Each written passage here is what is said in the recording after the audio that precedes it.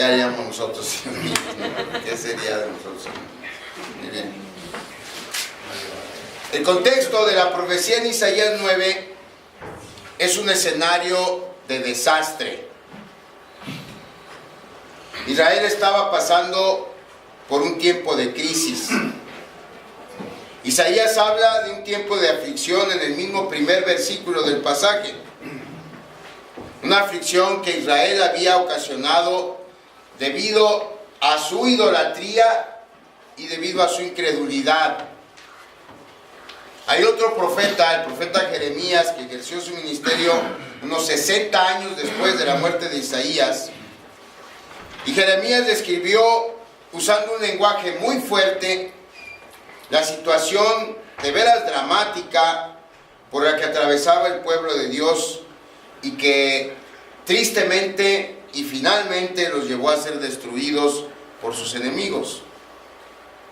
En la mañana veíamos en Deuteronomio cómo cuando Dios da su ley a su pueblo, Él les dice: yo los protesto, es decir, los advierto, yo pongo delante de ustedes la vida y la bendición, la muerte y la maldición.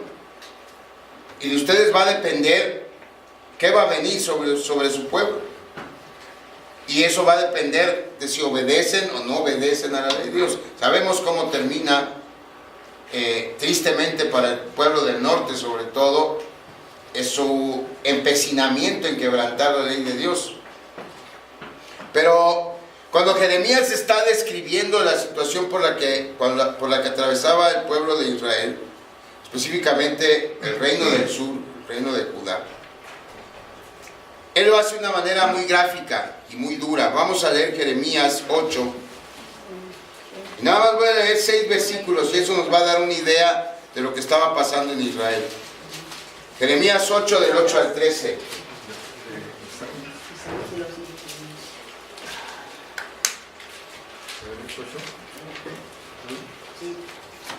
¿Cómo decís, dice Dios a través de Jeremías? Nosotros somos sabios y la ley del Señor está con nosotros. Ciertamente la ha cambiado en mentira la pluma mentirosa de los escribas. Los sabios se avergonzaron, se espantaron y fueron consternados. He aquí que aborrecieron la palabra del Señor. ¿Y qué sabiduría tienen? Por tanto, daré a otros sus mujeres y sus campos a quienes los conquisten. Porque desde el más pequeño hasta el más grande, cada uno sigue la avaricia. Desde el profeta hasta el sacerdote, todos hacen engaño. Y curaron la herida de la hija de mi pueblo con liviandad, diciendo: paz, paz. Y no hay paz. ¿Se han avergonzado de haber hecho abominación? Ciertamente no se han avergonzado en lo más mínimo, ni supieron avergonzarse.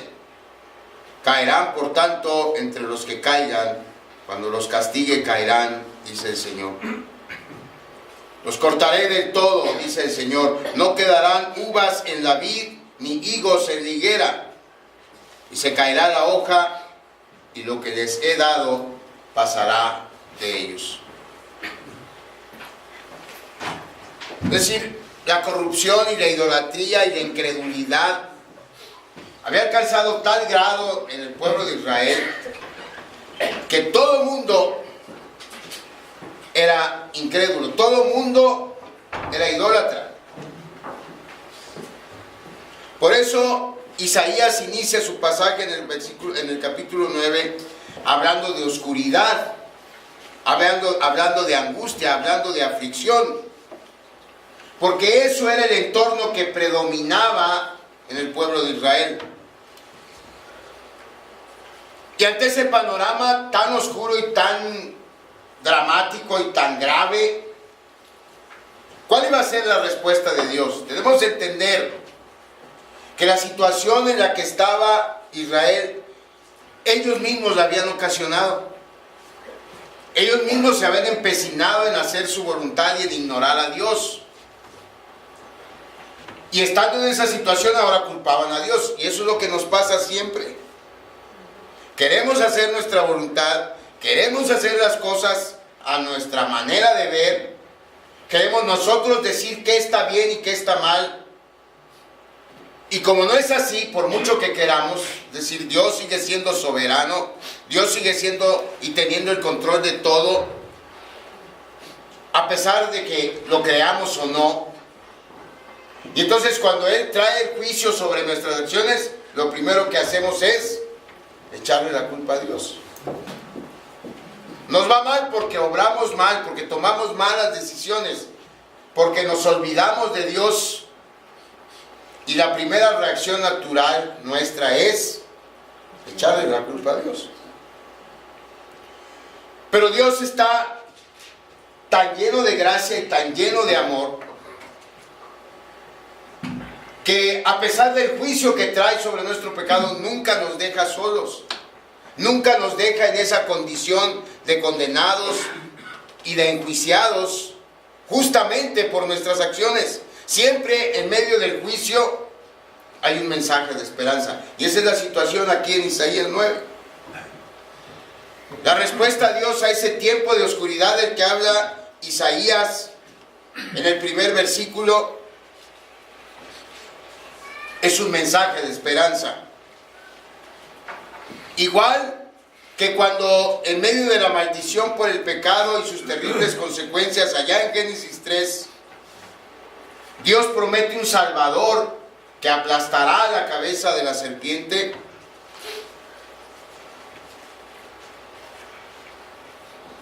Igual que cada vez que Israel pecaba y eran entregadas a la merced de sus enemigos, en el pasaje de hoy Dios da una respuesta sorpresiva y llena de esperanza para este pueblo suyo que está en agonía.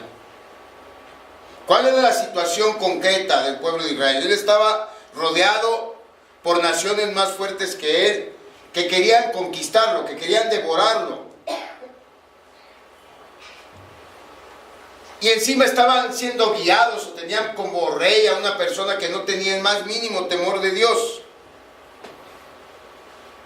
Y en medio de esta situación tan terrible, es decir, enemigos más poderosos que quieren invadir su tierra, y un rey que no tiene temor de Dios y que no le importa el pueblo, la respuesta y el mensaje de esperanza de Dios está en la persona de un niño.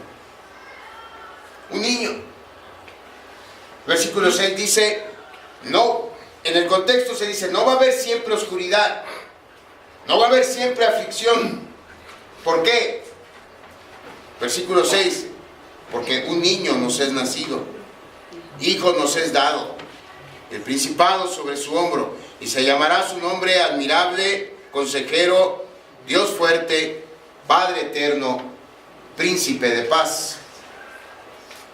Y vamos a analizar estos 4 calificativos que el profeta usa para describir a este niño que será la esperanza y la salvación de su pueblo. Pero antes,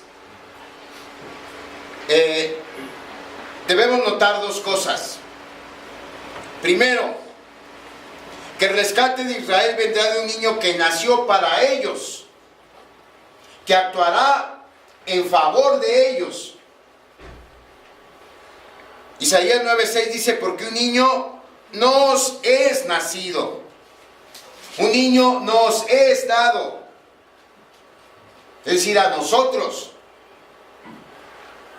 Por eso Lucas, cuando narra el mensaje del ángel, el mensaje que el ángel da a los pastores, hace uso también de ese lenguaje de posesión. Porque el ángel les dice, os ha nacido hoy en la ciudad de David, a ustedes, hoy. Hermanos, Jesucristo no es el Salvador de alguien más. Jesucristo es nuestro Salvador. Eso es lo primero que debemos notar. El adjetivo o el pronombre posesivo que usa Isaías. Un niño nos es nacido, no a alguien más, a nosotros. Ese niño viene a ser nuestra esperanza, viene para ser nuestra salvación. En segundo lugar, debemos notar que el trabajo de ese niño será el trabajo de un rey. ¿Y por qué usa esa figura Isaías? Porque el problema de Israel en ese entonces precisamente eran los reyes. Tenían uno que no quería ni sabía gobernar para ellos. Y para colmo, estaban rodeados de reyes que los querían conquistar. Así que la solución que Dios ofrece a través de este futuro niño es un reinado de justicia, un reinado de paz y de liberación que va a permanecer para siempre. Y luego describe a ese niño con 4 calificativos que, como ya dije antes, vamos a analizar el día de hoy. Y yo espero que podamos comprender esta solución maravillosa que Dios ofrece a su pueblo para liberarlos no solo de los reyes que los tenían oprimidos, sino de la causa de esa opresión. El pecado de ellos que los había enemistado con Dios y que les había acarreado esta grande miseria. Primero, Él es un consejero admirable o un consejero maravilloso. En la revisión 60, que es la que la mayoría de nosotros tenemos, están separados estos adjetivos. ¿Sí? Consejero admirable. Pero el contexto del mensaje hace más apropiado que lo consideremos juntos. De hecho, la Nueva Traducción Viviente así es como lo traduce: consejero maravilloso. ¿Alguien trae la Nueva Traducción Viviente que nos ayude a leerlo? Isaías 9:6. Pues nos ha nacido un niño, un hijo nos es dado, el gobierno descansará sobre sus hombros y será llamado Consejero Maravilloso. Consejero maravilloso, sin la coma. ¿Por qué? Bueno, Acaz, que era el rey entonces de Israel, había confiado en la sabiduría humana para formar una alianza con la nación asiria para ser liberado con los 2 reyes del norte que tenían rodeado a su pueblo. Una alianza que resultó desastrosa para Israel. Isaías le dijo a Acaz varias veces: no hagas alianza con el rey de los asirios. Pero Acaz se empecinó e hizo esta alianza. Y con eso demostró la total falta de sabiduría que tenía. En cambio, el niño que iba a nacer, el niño al que se refiere a Israel, iba a poseer una sabiduría celestial. En el contexto histórico de esta promesa, el profeta Isaías, dijimos, le insistía a Acaz una y otra vez: no hagas esa alianza. Porque Isaías estaba hablando en nombre de Dios. Él sabía lo que iba a pasar. Acaz ignoró ese consejo. ¿Quién fue el que terminó destruyendo al pueblo de Israel? El rey de los asirios. El rey de los asirios. Acaz creyó que podía ser más sabio que Dios. Menospreció la palabra del siervo de Dios y quiso hacer las cosas a su manera, con resultados terribles, no solo para él, sino para toda la nación de Israel. Y yo creo que a muchos nos suena familiar esta situación. A veces queremos ayudar a Dios y los resultados son siempre desastrosos. Pero este niño que iba a nacer sería un maravilloso consejero. Iba a poseer sabiduría espiritual, sabiduría de lo alto. Por eso Isaías, ahí mismo en su libro, pero más adelante, en el capítulo 53, versículo 11, él habla ya de este niño crecido, ya de la persona de nuestro Señor Jesucristo, ejerciendo su plan redentor para nosotros. Y dice Isaías: por su